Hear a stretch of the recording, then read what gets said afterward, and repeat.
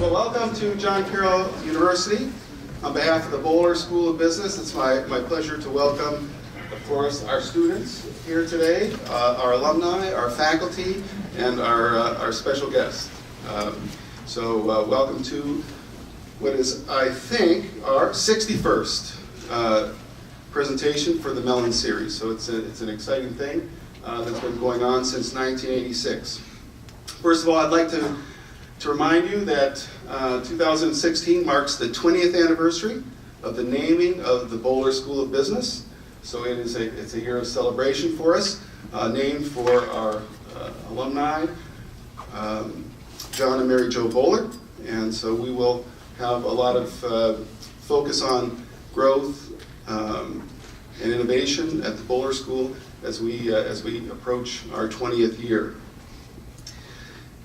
This series was started in 1986 by Edward J. and Louise E. Mellen Foundation, who also established the Mellen Chair in Finance at the Boulder School and John Carroll University. And in a moment, I'll introduce our current chairholder, Dr. William Elliott. The series, the Mellen series, features publicly traded companies headquartered here in Ohio, always featured by founders, senior executives, and CEOs. And today's guest speaker, our keynote speaker, is Chairman, President, and CEO of a Schulman company, Mr. Joe Gingo. And I think you'll be very entertained by his insights as an executive at A. Schulman and before that at Goodyear, and learn a lot. There's a lot of insights to be gained. I think the series offers an opportunity for our students to learn about local companies, their strategies, how they remain globally competitive, and how they serve the communities in which they operate here in Ohio and in their operations around the world. So I found a quote, a little value expressed on the A. Schulman website, which is, and I quote, "Our definition of success is helping you achieve yours," which I think really is a testament to their customer focus at the company, and I think this is a value and a principle that the faculty and the staff at the Boulder School of Business share with the A. Schulman Company. Our goal, we see success when you achieve success in your careers and lives after graduating from Carroll. So I'd like to now call on Dr. William Elliott, the Mellen Chair and Professor of Finance, to introduce our guest speaker today. And before I invite Bill up to the lectern, I asked Kara, I said, what's something interesting about Dr. Elliott? And she gave me a few things, several of which I can't repeat to you. But here's what she told me. So his colleagues sometimes refer to him as Wild Bill. Okay, I'm surprised as well. Since he lived in Texas for many years, and he sometimes speaks Spanglish in the office, and when referring to his boots, he's talking about his crocodile cowboy boots and not his Carhartt snow boots that we've needed in the last couple of weeks. So Bill has been a great addition to the Boulder School, serving in his role as Mellen Chair, and we look forward to his leadership in the coming years. Please welcome Dr. Bill Elliott.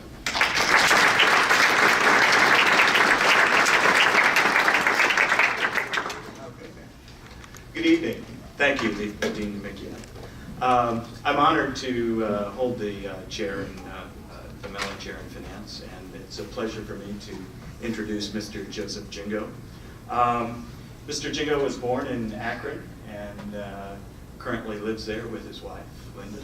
And one of the things that I found most interesting about Mr. Jingo's background is relatively rare for an individual to excel and achieve success in both the business world and the academic world.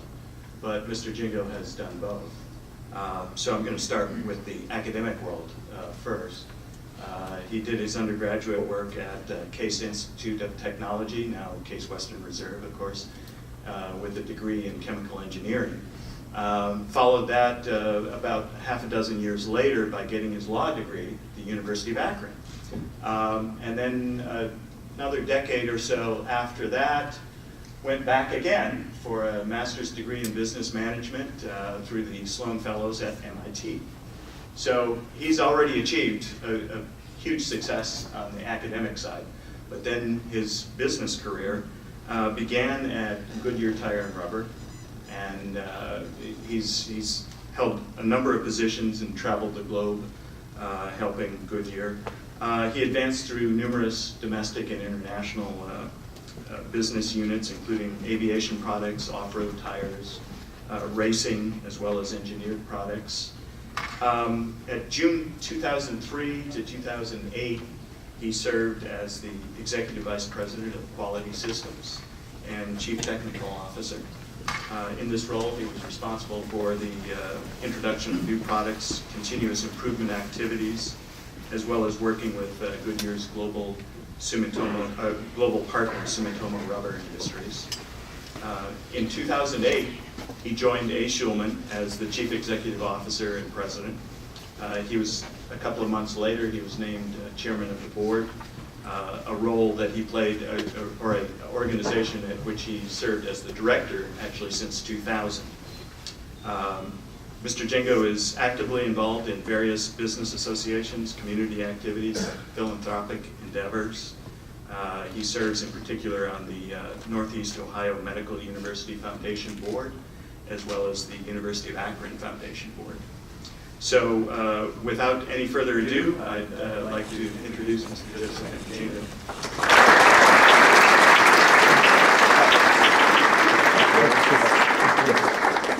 So here's forward and back, Okay. and then the laser pointer. All right, thank you. Well, I'm really delighted to have this opportunity to speak to you, and I hope afterwards you're delighted as well.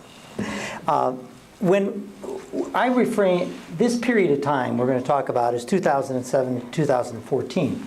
And why I've confined it to that period is that's the period that I was the CEO of A. Schulman. And we'll talk a little bit about where A. Schulman's going from here, but this was the period of where I was responsible. And there's a real difference between being a chairman of a company and being the CEO of a company. To be the CEO of a company, you're running the company. You're making the day-to-day decisions. A chairman is a member of the board, and he has an oversight responsibility. Unless you happen to be chairman and CEO, where you're just confused. A. Schulman is a company that's been around a long time. And it started out in 1928 as a private company, and it was founded by a gentleman named Alex Schulman. The company has a global presence since the mid-50s and has been public since 1972. But as we'll describe later on, it was a very unique global company, especially having come from Goodyear, which truthfully Goodyear started in 1898, but fundamentally many of the same things had occurred at Goodyear, being globalized, becoming public, things of that sort, but Goodyear was much more of a global company, probably in the 1980s, than Schulman was in the 2000s. What does Schulman do? Fundamentally, it's described on this chart. We take a polymer and we add something to the polymer. It can be a pigment, an additive, a filler, a reinforcement. We make a finished compound, and fundamentally that's what we sell. We do not make products. We make finished compounds, and these are sold to people that make finished products. They go two ways. Into the engineered plastics business or the specialty powders, we primarily sell it to injection molders, and 100% of the product that's made is out of our compound. However, we also sell what is called master batch solutions and color performance materials. These materials only amount to 3 to 5% of the final product. And almost all of these are extruded, except for the colors. The colors go into injected molded products, but to just provide color. So you provide a product to make a bottle, and you add a very small portion of a color to make that bottle blue, make that bottle red, make that bottle purple. And that happens in the injection molding process. It's divided into 5 business units. Business units are, and we've ranked them really in order of the profitability of that unit. The most profitable business we're in is our color performance business. Second most profitable is Master Batch Solutions, which primarily go into the packaging industry. Then our Engineered Plastics, much of which goes into automotive and electronics, followed by specialty powders, which are very interesting. They either go through very commodity products like kayaks, or into very unique products like materials like PLA that's used in oil field drilling, because PLA will dissolve in water. So you use it as a pipe to form the well, and then it'll dissolve as pure water into the background. So it's a unique business in that it's got a commodity component and a niche component. And finally, the distribution business is the smallest business we're in, and the reason we're only in it in Europe, and the reason that it's on the chart is that's how it started. A. Schulman started out as a distribution company, and that is sort of a legacy of our past. These are the markets we're in.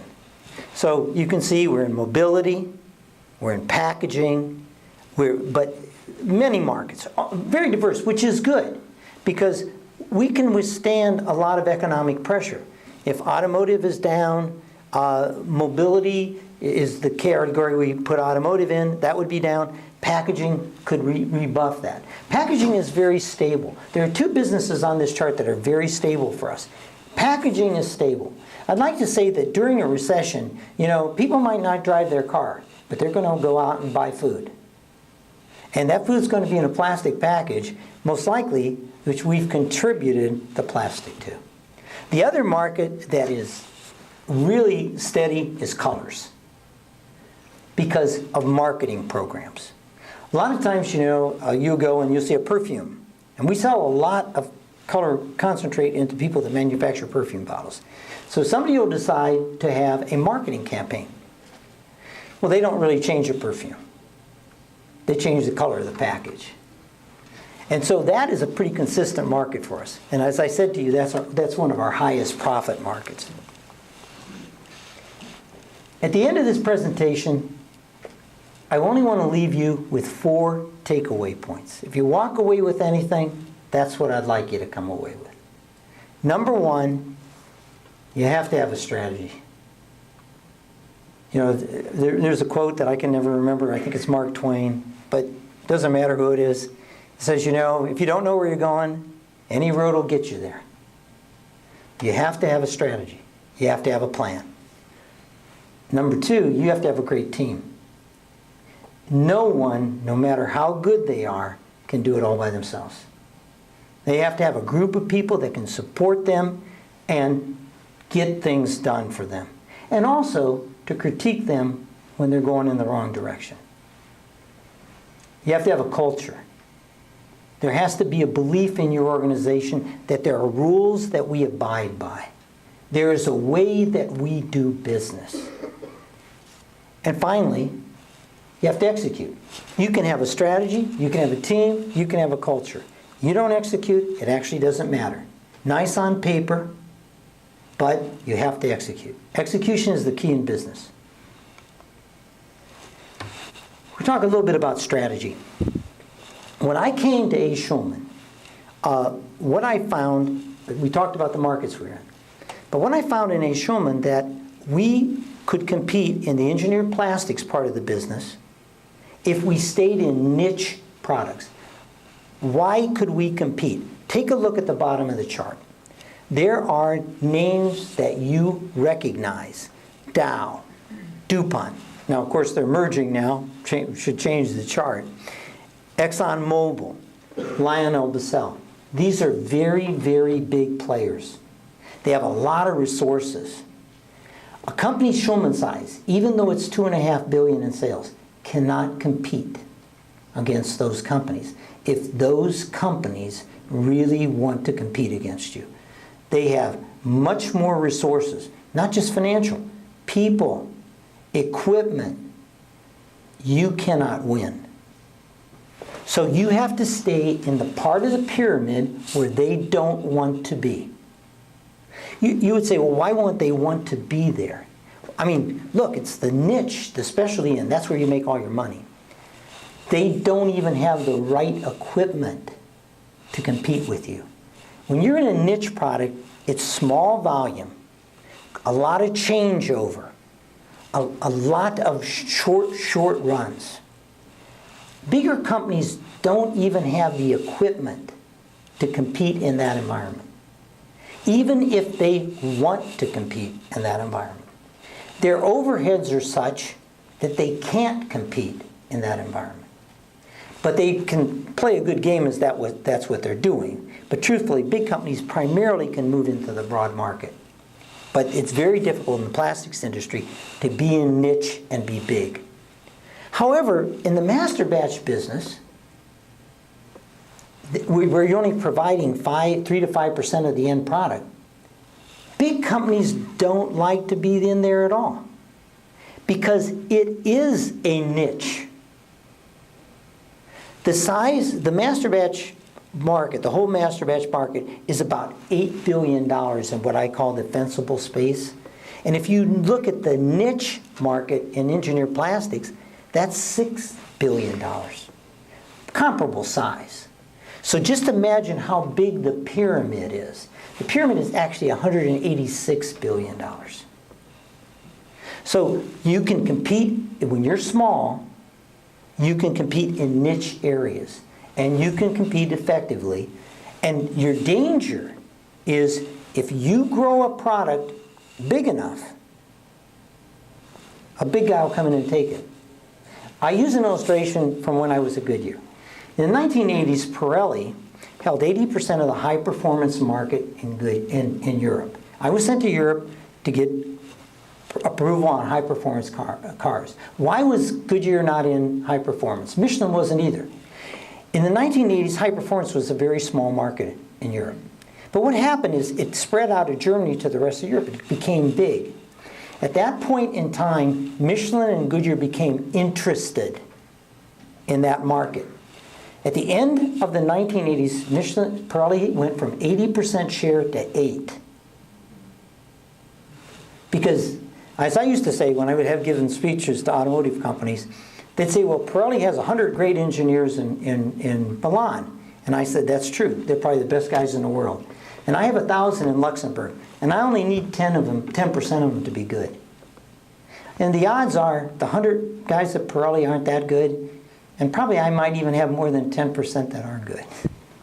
So that's why you have to be very careful whenever you're in a niche, that if it grows big enough, it's going to go away.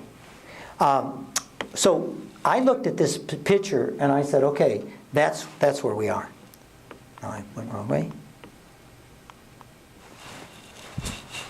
I'm going to use two charts that I didn't know existed until about 2 years ago. And they were developed by the Boston Consulting Group. And they talked about the importance of a 100-day plan. When I came to Schulman, it was owned 30% by activists. And their goal was to sell the company. When I came in, my responsibility was to get the company in shape for sale. Now, what we were able to do, and the first thing that people advised me how to do, was they said you have to develop a 100-day plan. Now, if you listen to the politicians right now on TV, what does Kasich say? In my first 100 days, this is what I don't know what's magic about 100 days, but it seems to be the thing. You have to have a 100-day plan. So they tell you got to build your leadership. You can read all that. Shape your brand, know your business, outline and communicate your strategies and themes, review and adjust the structure, etc. Well, let's go back a chart. Let's see if I get this pointer right. Hope I do. Okay. What I found is that Schulman, and we'll have it on a subsequent chart, all the money in Schulman was being made in Europe. Europe had around 60+% of the volume in Schulman and 107% of the profits. We were not making money in what I classify as the Americas. Now, the truth of the matter is, once you delve into this, because remember, I was on the board, and what I found out is, when I was on the board, people told me the truth, they just didn't tell me everything. When I got into the deal, what I found was a couple interesting things. Number one is that, yes, the Americas was losing $15 million a year. But the United States was losing $30 million a year. Mexico was making $15 million a year. So I began to look at Mexico and I began to look at Europe and said, well, why can we make money there and we can't make money in the United States? And it all turned out to be on this chart. What I found was in Europe, we were in this market and that market. So the niche and master batch. In Mexico, we were 100% in master batch. And we were making money. In the United States, we were here. Commodity plastic products competing against the companies that supplied us the polymer. So if you look at the math on that, you actually know they were not transferring and selling the material to us at the same price they transferred within the company. And even if they weren't getting all the profits from it. So what we had to do from a strategy standpoint is we had to take the USA, and I was very fortunate. You didn't have to be really smart to do this. All you had to do is look. We had to take the USA and we had to make the USA look like Europe and Mexico. That was it. That's what we had to do. And that was our strategy. So the interesting thing that I found later, I don't know if you get a copyright for this. The Boston Consulting Group used me as an example of a successful 100-day plan. And let's go through what they said I did, which is pretty accurate.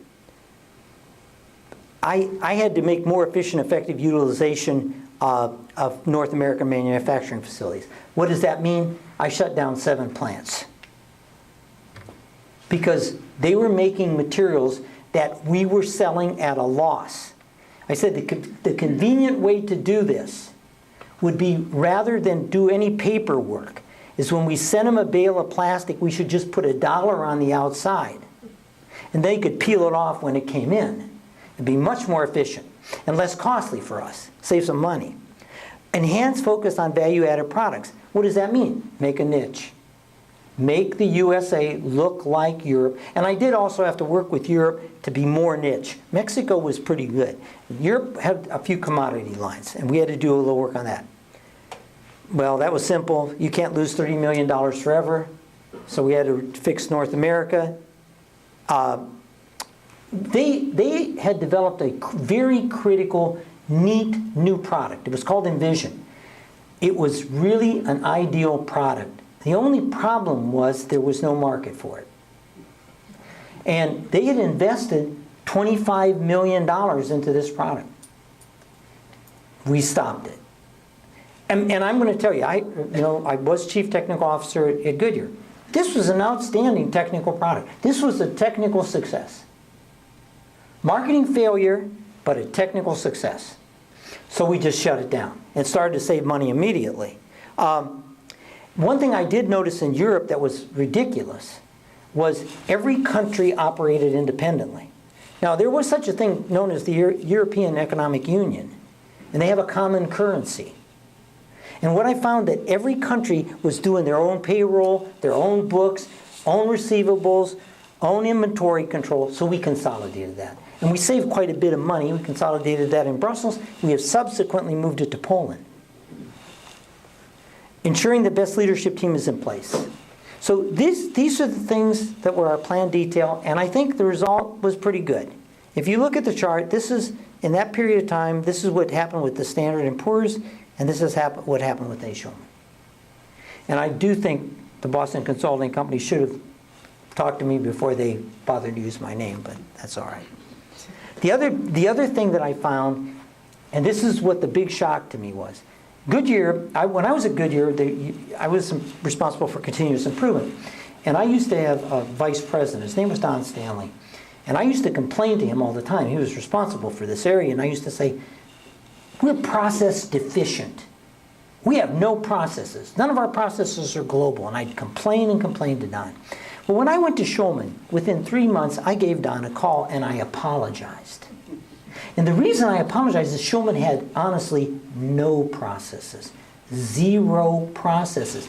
Every company, country, operation, even plants within a country did their own thing. They did their own purchasing, they did their own receivables, they did everything on their own. They did their own product development. This is extremely inefficient for a big company. Now, if you have your own entrepreneurial company sitting with 1 plant and 35 employees, this works.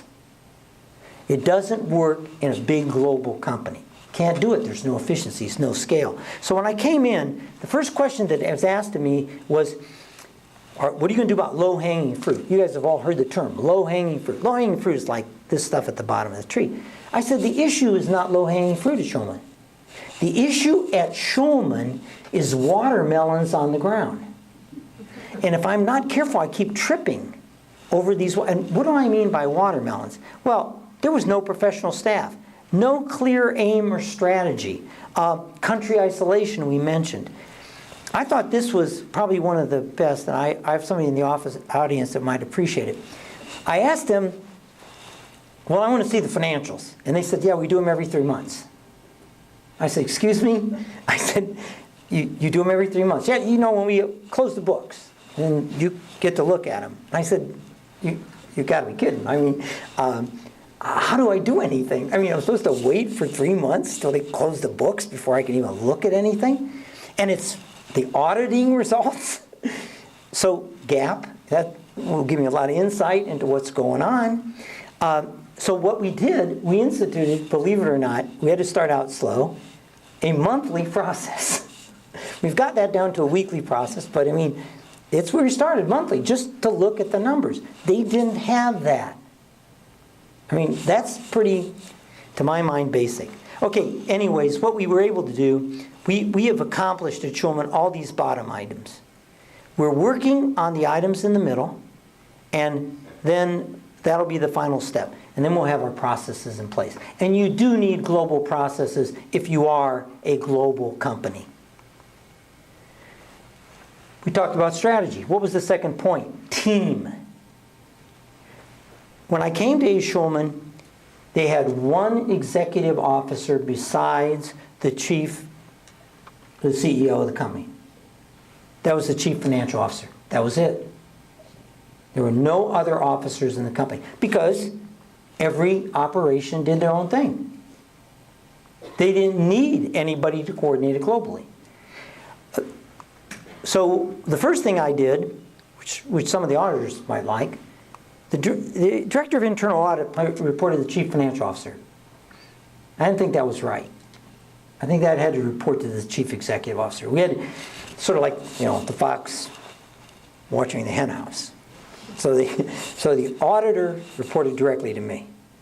And I found that to be a very efficient system. Not that the chief financial officer was doing anything wrong. Just it was more efficient, and my audit committee loved it.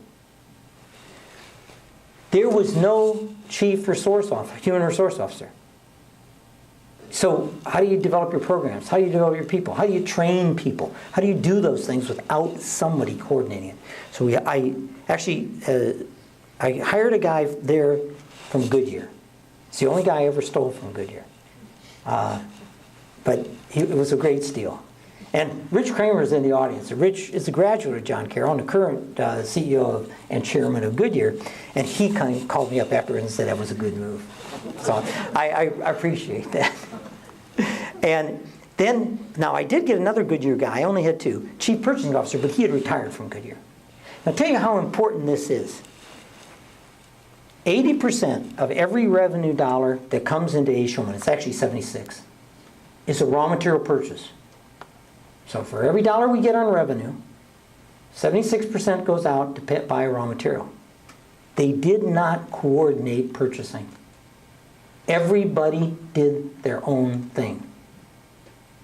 They were being ripped off. And I brought a guy retired from Goodyear, and he just wanted to come back to work. Great experience, great guy, and he led this for me, did a fantastic job. Fantastic job. I put the chief legal officer on because it's probably the most illustrative point. I hired a chief legal officer. I paid him a salary of $200,000 plus. He hired a legal assistant. The first year, he saved us $300,000. Because he went out to all these, because everybody had their own attorney. And they're all getting ripped off. So he went out and explained to the attorneys the new rules. Here were the fee structure, here's what's going to happen. So he's always been as he always told me, he's always been a positive contribution. He's not just a staff person, he makes money for us. And we had no marketing officer. Nobody in charge of global marketing, global sales. And we actually, which is a critical role, Director of Corporate Communications and Investor Relations, that role didn't exist. Young lady in the room right now, Jennifer Beeman, she took that role over for me, and that's a critical role. Because if you don't communicate your plans, not just to investors. I told Jennifer, the original title was going to be Director of Investor Relations and Corporate Communications. And I said to her, investors matter to me, but corporate communications matter more. Our people got to know where we're going.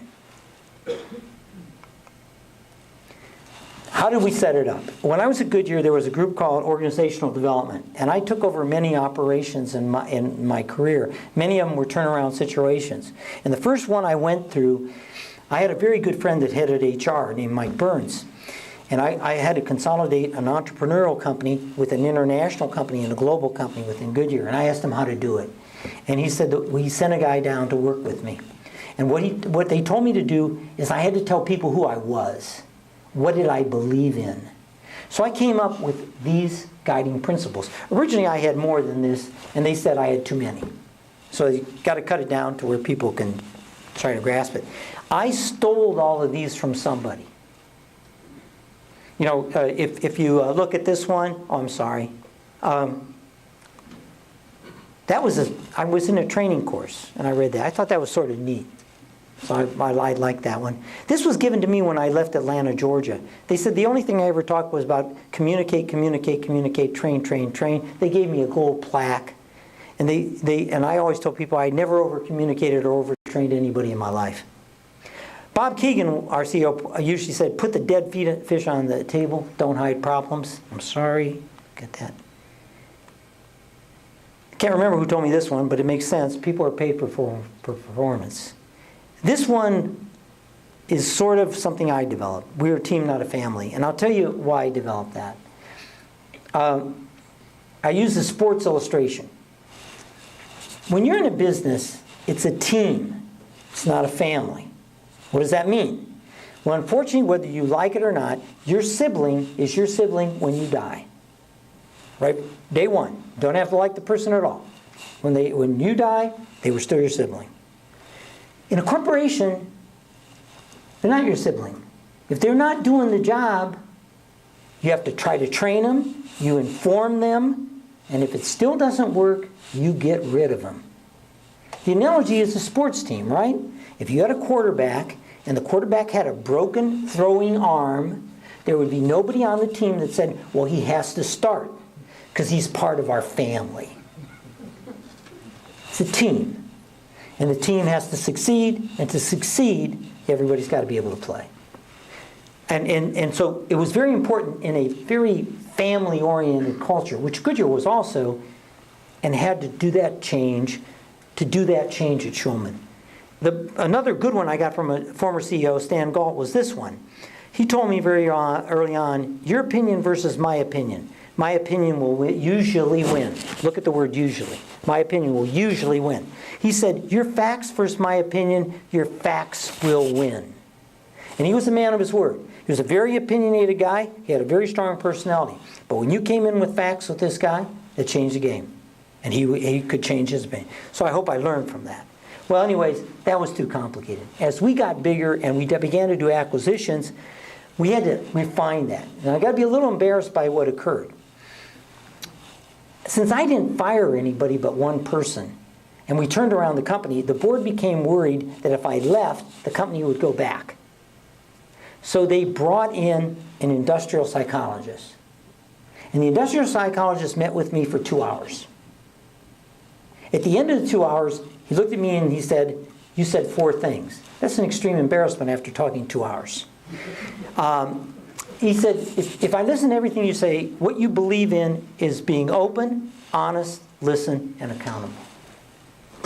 Then, wasn't smart enough this, but I had hired Jennifer, so she defined what that meant. I did the open, honest, listen, accountable. She did the wording underneath. What we do with this is whenever we go and make an acquisition, everybody, the day we make the acquisition, first day we announce it, an executive goes into that plant or that facility and they bring in a card in the local language, whether that's Indian, Hindu, whatever it is, Indonesian, and it says these 4 words, I think 15 languages that we use, and they also give them a keychain with the Schulman logo. And what I've told my purchasing people and my sales people is you're not allowed to give that away. The only people that can have that are Schulman employees, because that's a bond that we use. We have found this to be very, very effective. We did a culture survey with E&Y 3 years after we implemented this. And we'll be doing another one next year. And this rated as the highest thing our people admired in the company. That we were open, honest, listen, accountable. And the hardest one, by the way, is listen. Nobody actually wants to listen. Most people like to talk. This is simple. You can go through it. These are the accomplishments we made. And I'm not going to read them to you. But I think what probably is interesting is the number of acquisitions we made. You can see we acquired this was 2010. We made 3 acquisitions. A JV in 11. 2 acquisitions, 1 JV in 12. 2 acquisitions in 13. And 3 in 14. Why do we do this? I have a firm belief that we're in a period of long, slow economic growth. I don't see organic growth being a real possibility for a plastics company at this point in time. So what you need to do is acquire. And what we did is a lot of bolt-on acquisitions. Now, what did that accomplish for us? This is how we looked, and this is what we looked at today. Yeah, and I was wrong. It was 72% of the revenue came out of Europe. And notice 107% of the profit. This was a hard chart for Jennifer to make. She didn't know how to do a negative number on a chart.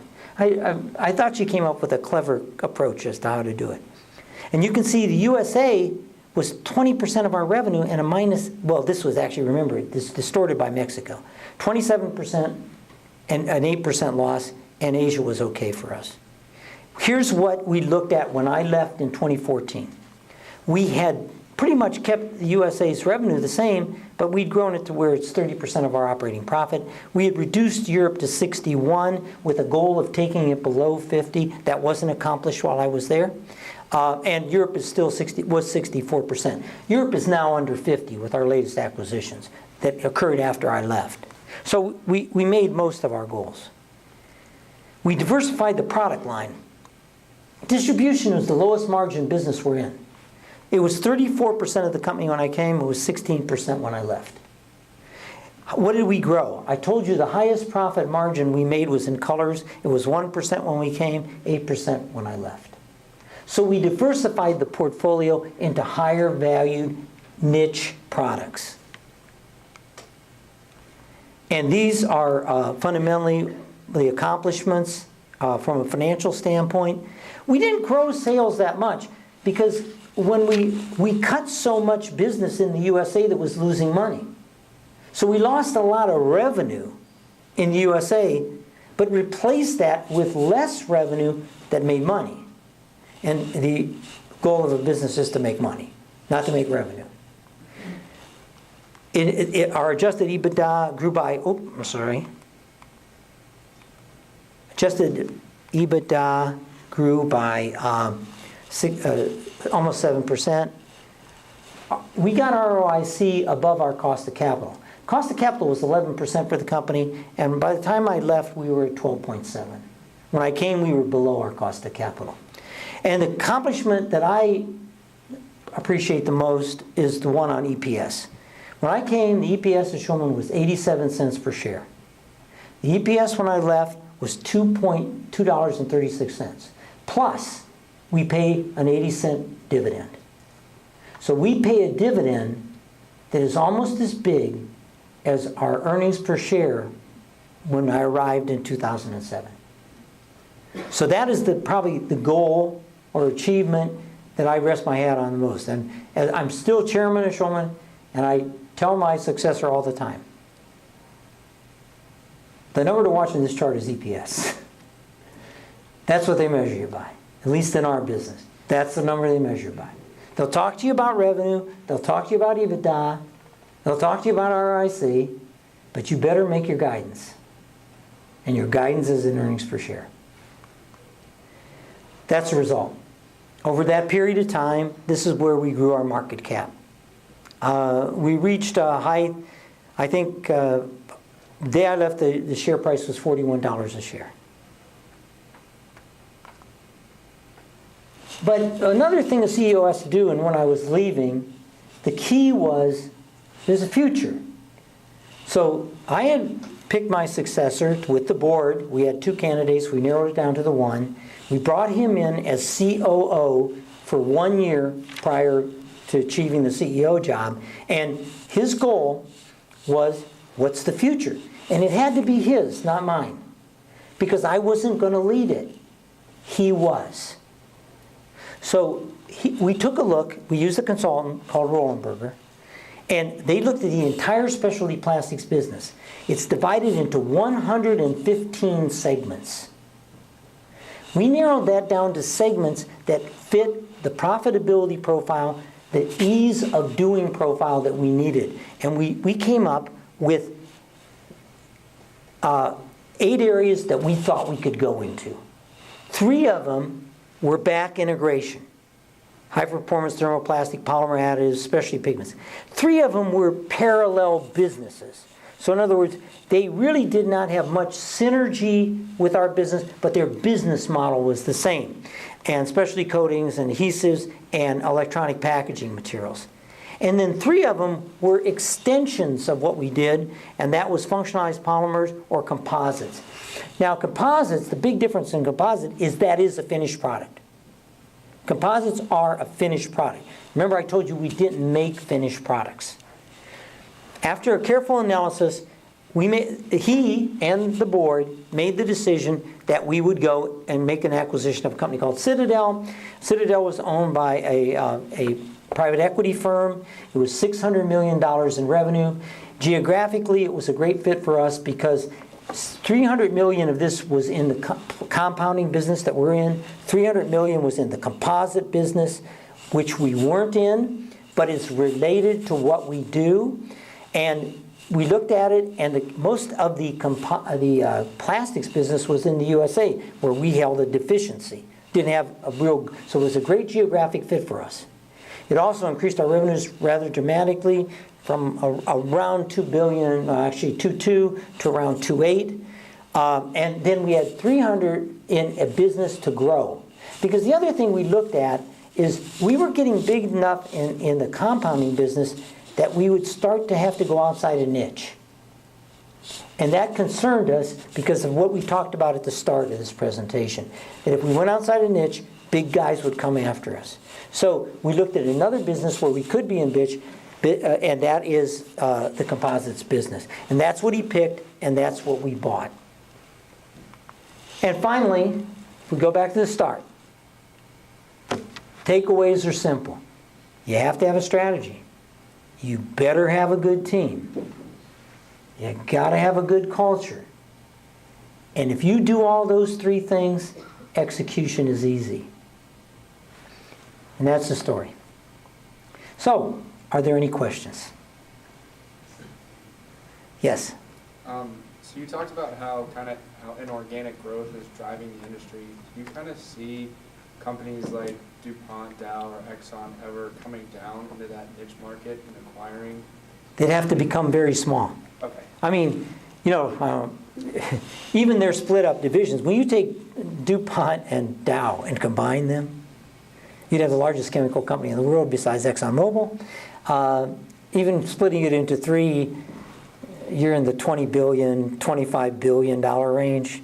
As long as Schulman, I'd say we felt that we could live below 3 in any one of our platforms. We plan to grow the composites to about $1 billion through bolt-ons. That's our strategy. But I don't see them doing that. It's very difficult for a very big company to become a small company. And a good example of that is really Dow's acquisition of Roman Haas. Roman Haas was a very entrepreneurial chemical company. And Dow acquired him. Dow's a very good company. It's a great company. They have a more bureaucratic culture. There's nothing. When you're big, you tend to have a bureaucratic culture because you have a lot more rules. You have to live by this. You have to worry about Foreign Corrupt Practice Act. There's all kinds of things you have to worry about. So in that kind of instance, what happened at Roman Haas is the entrepreneur managerial group left. We hired a couple. Okay, I mean, they don't like the stifling atmosphere of the controls. They're not used to it. So it's very difficult for a big company even to acquire a small company. Even in our case, when we would acquire a bolt-on, usually the top people left. Now, most bolt-ons we acquired were the owners, all right, from an owner. And a lot of the owners would say to me, I'd like to stay. And I would say to them, I'd love you to stay. You're not going to. Because you're a good guy and I'm a good guy. And what's going to happen is someday you're going to want to make a capital investment. And you're going to pick up the phone and call me. And I'm going to say, sure. But you never had to call nobody in your life. And you're going to resent me. Not because I was a bad guy, not that I disagreed, but you had to call me. And you're just not used to it. So even in those kind of environments, but in those kind of environments, usually it's 1 or 2 people at the top, okay? So usually also these owners, although they had built the business, they really were not that involved anymore. They'd got to the point where, they had delegated it down. So most of the time we were able to keep senior management, particularly sales and manufacturing. I got to admit, in most of the cases in finance, we consolidated. We put that into our system. Yes? What do you see as the biggest driver of the success or failures of these bolt-ons? So you guys seem like you've done so many so successfully. What has been the biggest predictor of whether they were successful or not? Results. I mean, it all boils down to numbers in the end. I mean, we could have done all this stuff. And if the earnings per share were 87 cents, doesn't matter. It's the execution at the end. You can create the culture, you get the leaders, you have the strategy. I personally believe if you do that right, the execution will work. But if it doesn't work, you're not going to succeed. In the end, it's the numbers. Yes? Was there one specific obstacle that you faced that was most significant in your time as CEO? That's a good question. I'm trying to think. There's more than one. I got to think of which one. This company being fragmented, to the extent it was fragmented, was unbelievable to me. Even to the point when I left, I never felt we'd accomplished everything that we needed to do in that area. And I know my successor is working very hard to continue that process. Even when we put in the global purchasing, which was so logical, whenever you take away something from somebody, they resent it, even if it's good. Even if they can see that it's good. Because it was something they did. They controlled. They controlled their local purchasing. And now you said, no. There's a person sitting in Akron, Ohio, and he's got satellites in Europe and satellites in Asia and satellites in Latin America. And actually we have a satellite in Houston, Texas that does North America. But it's coordinated, and there's rules. And that was in everything we did. Sales, marketing. The only thing that was well done was finance, but it was really the accounting side, not the financial analysis. That was all new as well. We had to put in financial analysis. As I said, when I came, they didn't even look at their results on a monthly basis, let alone weekly. The other thing that I think people throw up a lot, but I never felt was a challenge, in all these acquisitions, I think we ended up with 12 ERP systems. I think that's the biggest excuse in the world that sales departments use and accounting departments. We can't, I mean, we never had a problem. They'd do more handwork. But it was always the last priority that I had to consolidate my ERP systems. Consolidate my marketing program, consolidate my manufacturing footprint. They brought me money from day one.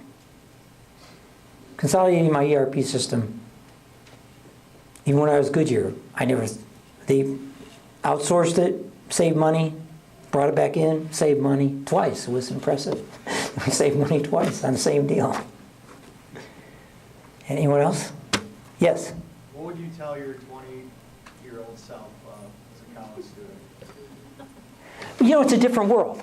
And it's unfortunate, but I mean, you guys are going through... people say, how could you stay 40 years at Goodyear? I never held a job more than 3 years.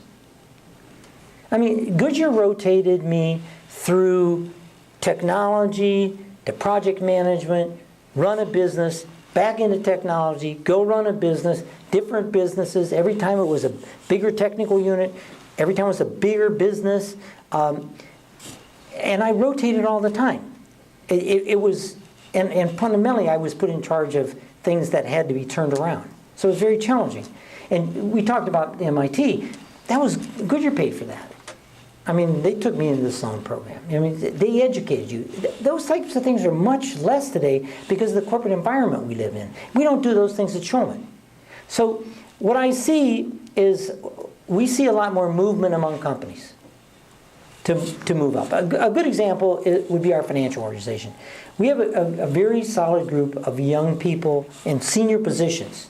Most of them came out of accounting firms, the big 3 or 4, however you want to look at it. They compete for the controller's job. Once one gets it, the other 3 look for another job. Because they're looking at somebody who's their age, probably mid-30s, and they're saying, this guy's going to be here I don't know how long. So I think the world now is a different world. But what you do want to do is pick a career where you're always going to be able to get a job. Pick a career where you're always going to be in demand. I'm sure there are many. 2 that I could mention right now is finance and engineering. Right now, you'll get a job. I mean, that doesn't mean there's not other ones. There's 2 that come to my mind right now. But it's just a very different world. The companies that were families, fundamentally a family culture, you walked in and you stayed there the rest of your life. Whether, by the way, unfortunately, whether you performed or not, you stayed there the rest of your life. When the companies began to fire or lay off and you outsource, those individuals, their sons and daughters looked up and said, wait a minute. My father, my mother has been at this company for 30 years. And they let her go. They let him go. Why should I be loyal to this company? You try to create a culture that makes people want to be loyal. And you also have to remember this. 80% of the people that work for you just want to do a job. They have no desire to be the controller of the company. I've had people say to me, I wouldn't want to be CEO of this company for any reason in the world. Look, you come in, you work 12 hours a day, you work the weekends. I golf. I don't golf. I mean, you know, it's...